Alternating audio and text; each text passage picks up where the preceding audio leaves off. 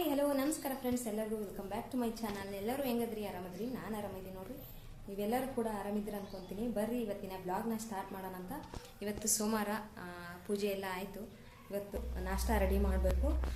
ನಮ್ಮ ಮನೆಯವರಿಗೆ ಪೂರಿ ಇಷ್ಟ, ಹಂಗಾಗಿ ಸೋಮವಾರ ರೊಟ್ಟಿ ಮಾಡೋಂಗಿಲ್ಲ. ಪೂರಿ ಮಾಡಿದ್ರೆ ಆಯ್ತು ಅಂತ ಹಿಟ್ಟೆ ಎಲ್ಲ ನೆನಿತೀನಿ. ಮತ್ತು ಅದಕ್ಕೆ ಚಟ್ನಿ ಮಾಡಬೇಕು. ರಂಗೋಲಿ ನೋಡ್ರಿ, ಮಸ್ತ್ ಅಂದ್ರೆ ಮಸ್ತ್ ಆಗ್ಯದ, ಚಂದ ಕಾಣಾಗ್ತದೆ.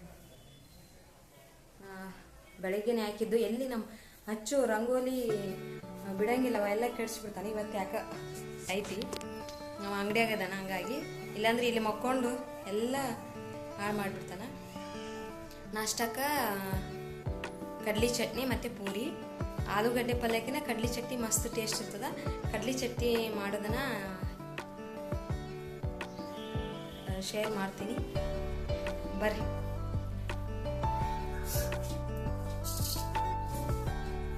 ಕಡ್ಲಿ ಚಟ್ನಿ ಮಾಡೋದನ್ನ ಮಾಡೋಕ್ಕೆ ಏನೇನು ಬೇಕು ಅನ್ನೋದನ್ನ ಹೇಳ್ತೀನಿ.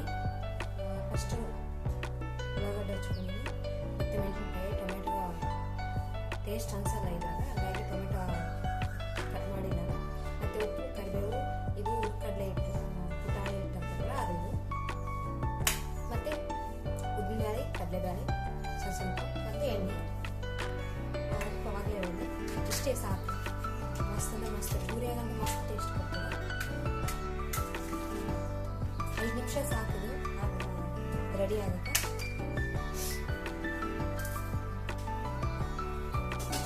ಮತ್ತು ಜೀರಿಗೆ, ಸಾಸಿವೆ,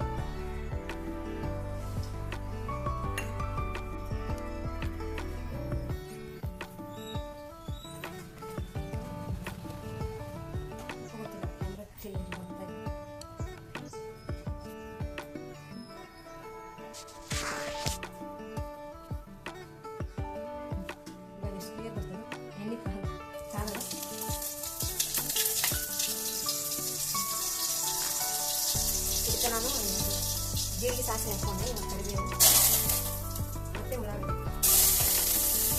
ಎಣ್ಣೆ ಭಾಳ ಕಮ್ಮಿ,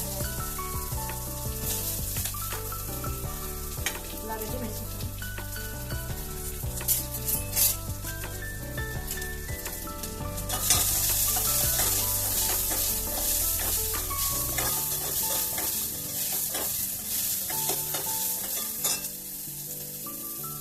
ಇಷ್ಟು ಮಸ್ತ್ ಬಂತು. ಇದು ಸ್ವಲ್ಪ ಫ್ರೈ ಆದಮೇಲೆ ಕಡಲೆಬೇಳೆ ಹಾಕ್ಕೊಂಡಿಲ್ಲ. ಇದು ಸ್ಟೀಲ್ ಆಗಿರೋದ್ರಿಂದ ಜಲ್ದಿ ಎಣ್ಣೆ ಕಾಗ್ಬಿಡ್ತದೆ.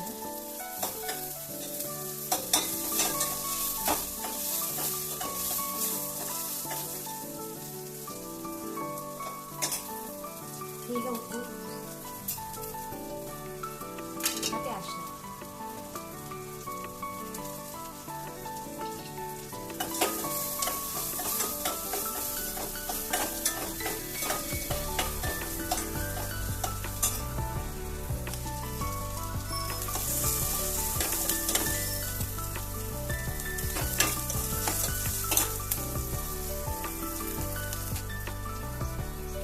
ಸ್ವಲ್ಪ ನೀರು ಹಾಕೋದು, ಉಪ್ಪು, ಕರಿಬೇವು ಮತ್ತು ಕಡಲೆ ಬೀಜ ಮಿಕ್ಸ್ ಮಾಡಬೇಕು.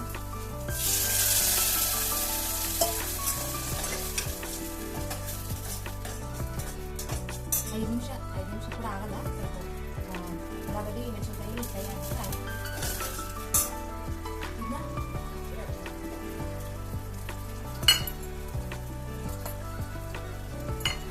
ಈ ಕಡಲೆ ಹಿಟ್ಟು ಆಯ್ತಲ್ಲ, ಇದನ್ನು ಮಿಕ್ಸ್ ಮಾಡಿ ಅಷ್ಟೇ, ನಮ್ಗೆ ಎಷ್ಟು ಬೇಕು ಅಷ್ಟು ನೀರು ಅಷ್ಟೇ ಹಾಕೋಬೇಕು. ಬಿಸಿ ಆಗುತ್ತಲ್ಲ ಅವಾಗ ನಿಮಗೆ ಗಟ್ಟಿ ಬೇಕಿದ್ರೆ ಗಟ್ಟಿ, ಬೇಕಂದ್ರೆ ನೀರು ತಳವು ಬೇಕು, ನೀರು ಬೇಕಂದ್ರೆ ನೀರು ಟೈಪ್ ಮಾಡ್ಕೋಬೋದು. ನಾನು ತೋರಿಸ್ತೀನಿ ಹೆಂಗೆ ಮಾಡ್ತೀನಿ ಅಂತ. ಪೂರ್ತಿ ನೀರು ಇರೋಂಗಿಲ್ಲ, ಪೂರ್ತಿ ಗಟ್ಟಿ ಇರೋಂಗಿಲ್ಲ, ಹಂಗೆ ಮಾಡ್ತೀನಿ. ಹಂಗಾದ್ರೆ ಪೂರಿಯಾಗ ಟೇಸ್ಟ್ ಕೊಡ್ತದೆ.